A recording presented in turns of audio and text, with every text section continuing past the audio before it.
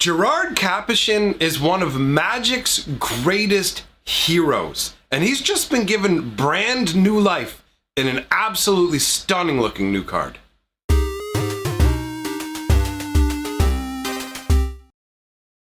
Greetings, owners of fine luxury cardboard rectangles. Today we are here to talk about Gerard Capuchin, who has been rechristened Gerard Weatherlight Hero. The artwork on this card is absolutely amazing. Honestly, I am very much in love with the art of this card, and there are a number of characters of Magic's history who are encompassed in the artwork as well. So I thought it would be interesting to go over who's there and also talk about the one glaring omission that is kind of sad and tragic. And actually that's Gerard's story in a nutshell. Sad tragedy, but also there is some deep beauty to it as well. So let's start out by just looking at the artwork of the new Gerard card that is coming with Commander 2019. So in the artwork, you can see Gerard. He's depicted here, and it's kind of like a stained glass-ish. I'm not sure exactly what the art style is called, but it shows him here with one hand resting on the steering wheel of the Weatherlight, his other hand extended with a sword in it, and he's usually shown in some kind of action pose with a sword. So he's guiding the Weatherlight, also ready for battle. You have these little triangular slashes heading upwards, and if you didn't know, these actually represent the wings of the Weatherlight. But where it gets really interesting for me is actually the Weatherlight's crew is depicted in those wings. Not everybody, though.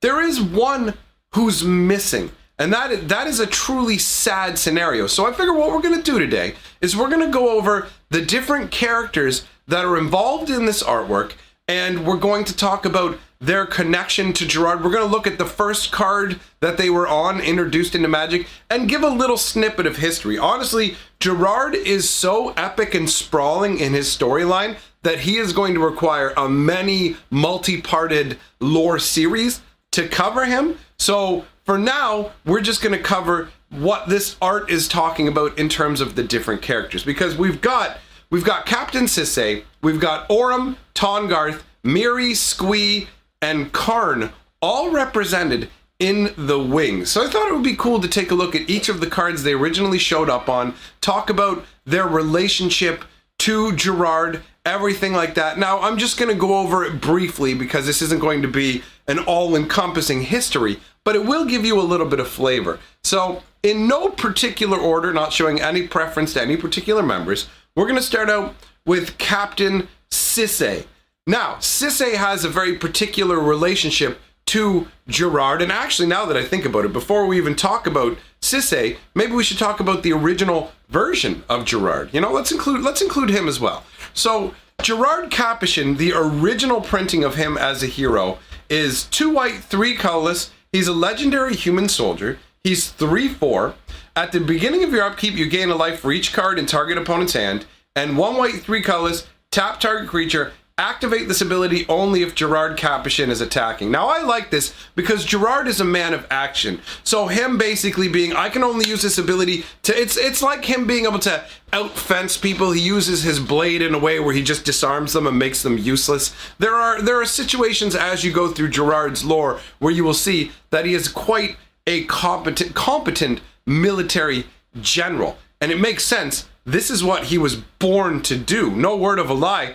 I don't know how many of you have seen my previous video talking about the Bloodline Project and specifically the Meta-Thran and how Urza created the Meta-Thran. Well, the Bloodline Project actually covered a wide range of different things. One of the prongs of attack, because this is a way to try and take down Phyrexia through Urza, right? This is Urza's method to take down Phyrexia. He realized that he was crafting a bunch of powerful tools in the form of all the artifacts of the legacy, but he was going to need stronger people than currently existed. He was going to need very righteous, upstanding individuals. So he decided to start essentially a breeding program to hone in on people who had a really strong affinity, were really steeped in white mana. So his intention was to interbreed these individuals to create stronger and stronger successive generations. And that culminated in the creation of Gerard and Sisay specifically. So Karn, who we will talk about in a moment, was actually part of the legacy artifacts that Gerard and Sisay essentially together were the guardians of, although Gerard was the guardian of most of the Weatherlight artifacts, the legacy, all that kind of stuff.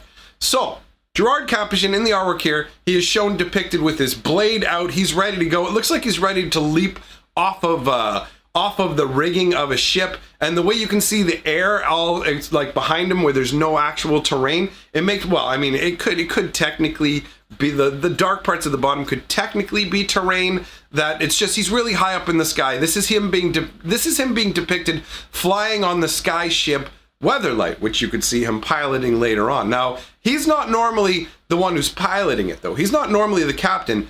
That is Sisay's role. Sisay was also part of Urza's bloodline projects, where they like focused in on all of this, got those powerful people infused with mana. Now Sisay's bloodline was destined to look after the actual Weatherlight ship. Now, unfortunately for Sisay, and Gerard as well actually, their families were wiped out because Phyrexia was aware of Urza's plans, and so Phyrexians were sent to wipe out these bloodlines. Now, they succeeded in taking out the parents, but they did not succeed in taking out Sisay or Gerard when they were kids, and their stories diverged at that point, obviously, and then they reconverged later on. But Sisay, and let's actually take a look at Captain Sisay's card before we talk about her history. So Captain Sisay, 1 green, 1 white, 2 colors for a 2/2 legendary creature. She's a human soldier as well, updated, but I'm going to show you the original versions because I like doing that. I'm going to show you the invasion version. So, her ability is tap, search your library for a legend or legendary card, reveal that card, and put it into your hand, then shuffle your library. Her leadership forged the Weatherlight's finest crew. So when Sisay was a child, she actually ended up being abducted. She was abducted by slavers. And then she was freed by pirates. And she actually ended up joining these pirates and moving her way up the ranks. Now, with her flying ship, because she had the Weatherlight, she became rather famous over time. And again, keep in mind, I am really glossing over a lot of the details because these characters will all get their full lore exploration. If I tried to put all this in one video, it would be like 10 hours long. So, Captain Sisay becomes a well-known captain, essentially, and she ends up drawing in Tahngarth to serve as her first mate. So that's how Tahngarth actually gets involved with all of this as well. Tahngarth is a Minotaur hero, and the first time we see him is on the card from Planeshift, Tahngarth Talrim Hero. 2 red, 3 colors for a 4/4. He has Vigilance, or under the old school wording, attacking doesn't cause him to tap. And for a red and a colorless, you can tap him, and he deals damage equal to his power to target creature. That creature deals damage equal to its power to Tahngarth. Honestly, if you take a look at the new wording of it, it would be essentially the equivalent of fight. 1 red, 1 colorless, tap, Tahngarth fights target creature. And so it would just be Vigilance, Tahngarth fights target creature. It would be a lot more tight. Now you can see Tahngarth, he's a maniac. He's a maniac who just sits there and is just wrecking Phyrexians. He's shown in full battle. It's honestly, for some reason, it looks like that Minotaur weapon he has looks like something out of Star Trek, doesn't it? Isn't that like a Klingon weapon? I don't know that much about the sci-fi. Anyways, I kind of get that vibe from it. But he's showed here just wrecking Phyrexians. And Tahngarth was known for his rage and power. So he was the first mate to Captain Sisay, and that's how he ends up getting involved with this whole Weatherlight thing. Sisay was out. She only had snippets from her family. She didn't know exactly what her destiny was. She just knew there were certain things she was needing to find, and that's how she managed to find Gerard, actually. Now, the next person we're going to talk about, part of the Weatherlight crew, is Miri the Cat Warrior, and she's actually a fairly tragic character. 2 green and a colorless. She's a 2/3. She counts as a cat warrior, which is under old school wording kind of funny. She's got first strike and forest walk, and attacking doesn't cause her to tap. So she's got Vigilance, first strike, and forest walk for 3 mana. she's a very solid card, honestly, for what you get. Now, Miri was born with 2 different color eyes, which actually made her an outcast from her home tribe. They considered her to be anathema and got rid of her.